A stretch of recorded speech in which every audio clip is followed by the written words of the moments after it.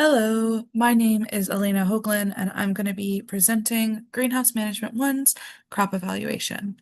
Now, with that being said, this lovely crop has multiple plants. There are multiple cultivars. We'll be breaking into some of these plants a little bit deeper, but just as a broad overlay, the red sole was one of my favorite poinsettias, personally, that we grew. Now, what pots were utilized? The 6-inch pots were used on almost all of the plants that you saw, except for the Gerbera, the Zinnia, the Dianthus, and the Gazania. The fertilizer that was utilized was a Jax 15520 dosatron application. This was a powder substance that was mixed into a water to make a solution. We'll break down what a dosatron is in the next image.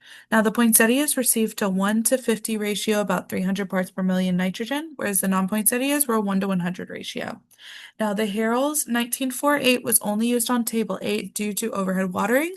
If we would have used fertilizer inside of the irrigation unit, as we did with the poinsettias and other plants, it would have caused for pest problems long term and no real aid. Now, drip fertigation or fertilizer plus irrigation, if you want to expand the word, is what was utilized on the dosatron. Now, the dosatron is in the image on the left. This used water, the yellow hose, plus the Lowe's bucket, which is the fertilizer solution, intermixed those at the ratio requested, and then pumped it out. We had two of these at two different ratios, so that the poinsettias had theirs and the non-poinsettias had theirs. Now, of course, as I stated, overhead irrigation for table 8, which is image 3. The one issue with this is the umbrella effect is what we call it. So we had to use smaller plants on table 8 to avoid that. It basically means plant causes for water to not get into the soil due to that lovely plumage. Now, the plant maintenance timeline is a little silly, but August 18th and 25th is when we really started the dosatron applications. Now, the 18th was for poinsettias mainly, and the 25th was for the rest. September 3rd was when we did the Harrell's application upon the table 8 group. Now, pest identification happened throughout with spider mites on calicaceous. We'll see later that. The scales upon verbena, which was handled around November 10th, and then the fungal gnats upon everyone. We had an issue with this starting in August and it only continued further. We did do a marathon application granular to all 6-inch pots on 9/10. That was a third of a tablespoon, but in the grand scheme, they were a problem.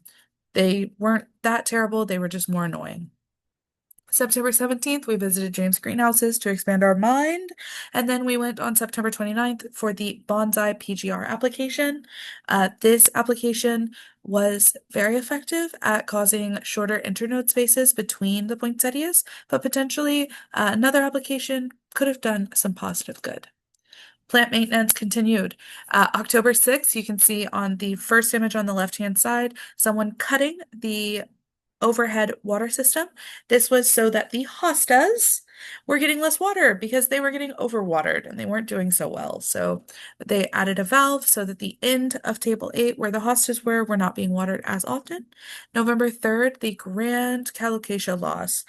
This was a removal of all of the calocaceous that you can see on the back wall in the image on the right. These dark green and almost purple. Now, they were removed due to spider mites, and this was just an unfortunate loss.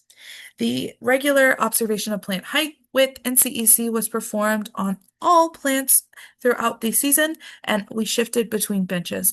Now, the trimming and pinching of the Gerber daisies, Delosperma, Coreopsis, and zinnias was very effective on further promoting flower growth and allowing for less of a balding in the center, as I call it. Now, the poinsettias were needing to be pinched early on, and they were pinched very well, but potentially could have been pinched a little bit more uniformly. But we'll get into that later. What went right though? Regular trimming and maintenance, regular upkeep of the fertilizer solution, even when the fertilizer solution started to be needing to be upkept at a faster rate. Now, this was not always the truth, but when it did happen, we did keep up with it. Effective teamwork skills and communication, I feel, and a positive attitude. That was the most important part. The plants were maintained in their water table over the course. Now, there were some issues at the beginning, which I'll break into. The pests were handled swiftly when they were identified. As seen on the left, we found scales in the verbena.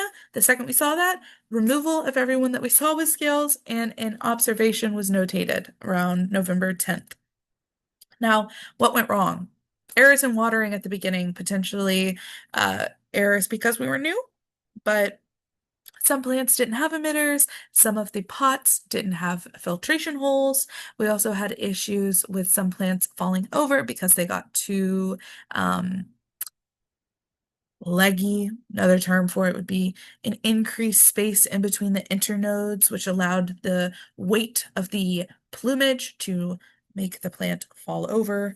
Along with this, we had some issues with plants growing through the emitters and some wrinkling in the poinsettias due to compaction. You can also see the great loss of colocasias on the right-hand side. What went right? And what we can do for the future? Well, I think that we tried our best, but uniform education of the trimming practices could be more effective, along with alterings to the colocasias about halfway through the growing season, increasing to about an 8-inch pot so that they were not as top heavy. Along with that, pinching the poinsettias more evenly and potentially a different day or more days for sales and a different location. This would be very effective for our sales as we just didn't have a high traffic area. But I thank you for allowing me to be part of it, and I had a lot of fun. I learned a lot of things, and I also enjoyed getting the hands-on knowledge that I obtained. Thank you so much for joining me, and I hope you have a nice rest of your day.